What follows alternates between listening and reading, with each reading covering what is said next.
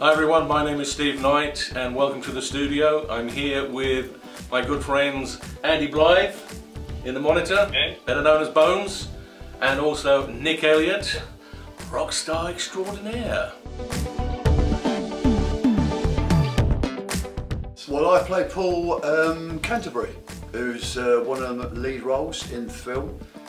He's a professional criminal that's never been caught, and he's pulling together, along with his co-star Andy Blythe, a elite crew to perform the last blag of their life, which turns out to be a jewellery heist. But basically, I can play myself, so I kind of read through the scripts. What was that? You can play with yourself? I play a skeleton. Not now, in the film, man. Half skeleton. Oh, sorry. I thought, Good Lord. I was forgetting. I play a guy called Rick. Rick. And Rick is a career criminal, but unfortunately he has been in prison and been caught. But he's now back out, and he's been approached by his good old friend Paul, and Girlfriend. Paul wants him to carry on with one last job. You know, and he comes out, we get together, and it's two old friends. You know, I'm going straight just isn't even in the frame at all, despite the kind of age or retirement side of things.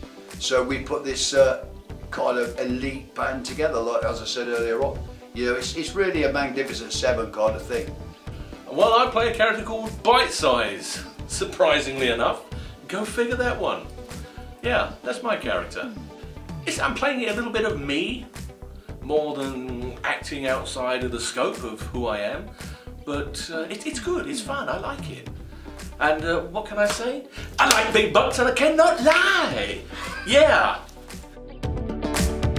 In real life? In real life? Oh God. The gang meet? Well, I've known Andy Blythe for about 20 years, unfortunately. Oh, spectacles, testicles, wallet and watch. And yeah, about 20 years. We met a long time ago. We've worked on many projects together. We shot the documentary on me and my life, The Story So Far, which Andy produced through his production company, A-Turn Films. But we've worked on various different things over the years, and continue to do so, despite the fact that it's a bit of an arse. Yeah. But you know, and don't let you finish what you're trying to say. I'm the new kid on the block, you could say. I met these two guys on the film of Buying Time. I got to play a little part, and I thoroughly enjoyed it, and I fell in love with the movie making process again, and very kindly I got asked to do a little bit here, a little bit there. Chris, our director, very kindly wrote me in a sexy part of Diamond Dogs, babies. I mean, you know, yeah, do you need to ask that question, Chris? Exactly. I mean, just take a look. Yeah. It's a tough contest. Well, It's a tough contest. Well, I'd just like to add to that, obviously, it must be me, because I'm the one that looks the slimmest. Oh, shut up. Do you know? That's cheating, man.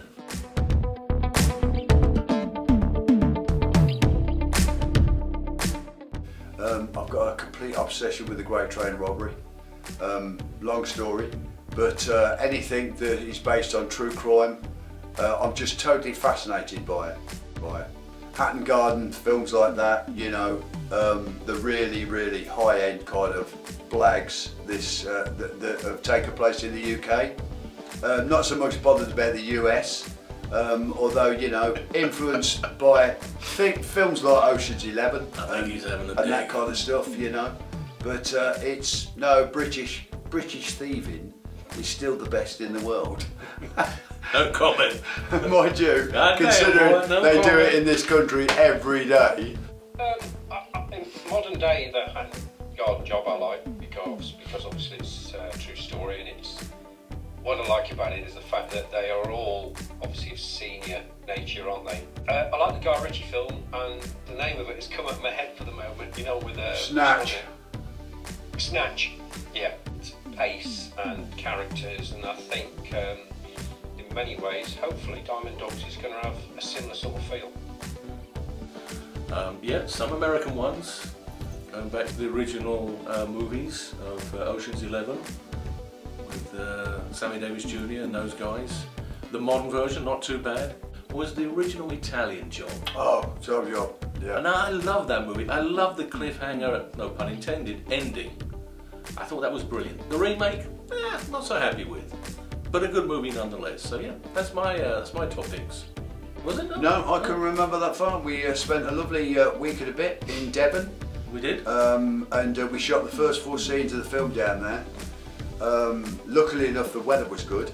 I was brilliant. A little bit busy on people, wasn't it? It was a bit kind of heaving with the tourists and all that kind of stuff. And the brief of the story of what it is, we meet Bite, or Steve's character, who comes in from somewhere exotic in Europe. And we meet him on the harbour there in Brixham. Well, we resume filming last 2 weeks, I think it is, in October, and the crew's back together for that, and we're going to do, hoping to do about 5 or 6 scenes, I think, throughout that kind of period of time. Sounds about right. Bit of a shame that it's kind of October, because it'll be fucking cold. And it'll be a lot darker, quicker. Brisk, it'll be a bit but brisk. We'll be okay. I think it's all local to Norfolk. I think we're shooting this time round, I think. Which is good, because Andy has to do the driving. He has to have the 7 hours trip up here instead of the other way around. We did a couple of read-throughs. I don't do them very well. The dyslexic thing that I've got seems to be a bit of a serious problem. But I mean, me and Andy have a very, very good relationship. He's got more rabbit than Sainsbury's. But it leaves plenty of space, you know, for creativity Andy, and for us to... for any air, does Holy shit! Never comes up for air. Anyway. Andy, what's it been like working with Nick as your co-star? Do you want an answer? An honest answer? You speak the truth, you twat. It's testing at times. Testing? Some of us are professional and some of us aren't. Oh, well, dear, oh dear. Well, it's been interesting, let's put it that way. Very interesting. But in all honesty, it's been absolutely great. A great bunch of guys. Always laughing, always joking. You can't go wrong with that. If you're on a set with people that are laughing, having a good time, know what they're doing when it counts, then you're on a winner. You can't say more than that. Plus, Andy here, although he's in skeletal form, he has a fine set of jewels between his legs. Check that out. Diamonds. Yes. Andy, we have right here I can imagine. a nice pouch of diamonds. You could probably hear them. Oh, Which look are at that. now all over the floor. I did a little bit of theatre when I was younger, but that was very little. Later on in life, I worked in Hollywood, building sets, then was a stuntman. So, yeah, you could say I did quite a bit in front of the camera. On stage, as a professional magician, definitely in front of the camera there, and in front of a live audience all the time. And decided to go back to acting. No acting background at all. I've done a lot of cameo roles in films as a rock art photographer. Christ, I think music videos. I've done a lot of music videos. I've directed 4 music videos, but I've done a lot of cameos in them. Do a lot of TV interviews and a lot of radio interviews. But no substantial acting, no, not, because like I say, I'm not an actor. I don't profess to be that at all. That's another craft, another art. Despite the distance, it's been a real pleasure, and thanks for coming along. And there's no need for the Halloween shit. Sack that off. He looks better. Alright. See you later, Andy. Cheers, guys. Love your arts, man. Thank you so much, Catch you in a Andy. bit. Bye-bye. Cheers. Bye. Bye-bye. Bye. There you go. There's Andy. Andy's almost gone.